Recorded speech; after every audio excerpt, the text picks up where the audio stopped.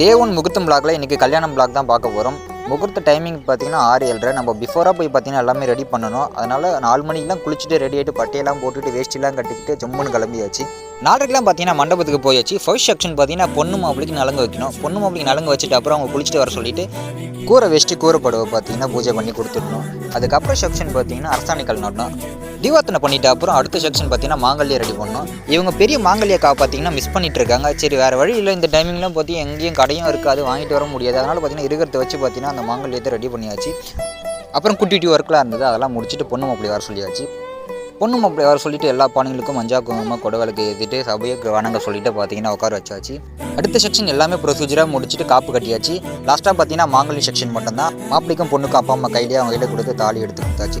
Chit பண்ணிவிட்டு கட்டிமேளம் சொல்லிட்டு சர்வமங்கலம் மாங்கல்ய அந்த மந்திரத்தை சொல்லிட்டு ஆசீர்வாதம் பண்ணிட்டு அப்புறம் ஒருத்தர் பண்ணுவார் பாருங்க, கேமராமேனுக்கே ஒருத்தர் டஃப் கொடுப்பாரு போல. எல்லா கல்யாணத்துலையும் இதுமாரி ஒரு எக்ஸ்பர்ட் கேமராமேனை பார்த்துறேன். என்னால் முடிஞ்ச அளவுக்கு எல்லாரையும் கொஞ்சம் தள்ளி போங்கன்னு தான் சொல்லிட்டு இருக்கேன். இவர் எனக்கு பின்னாடி இருந்து எப்படி வந்தாருன்னே தெரில. இந்த கௌசிக் வந்தான் இவர்கிட்டே வீடியோ போட்டு வாங்கிக்கலாம் போல. அவ்வளோ கிளாரிட்டியாக எடுத்துருப்பார் போல. அவ்வளோ ஃபோக்கஸ் பண்ணி எடுத்தாரு. ஆள் ப்ரொசீஜர் முடிச்சுட்டு நாங்களும் கிளம்பிட்டோம். அப்புறம் ஒரு டெடியை பார்த்தா அந்த டெடியை தூக்கி பார்த்தீங்கன்னா ஒரு ஃபோட்டோ எடுத்துட்டு நானும் வீட்டுக்கு கிளம்பிட்டேன்.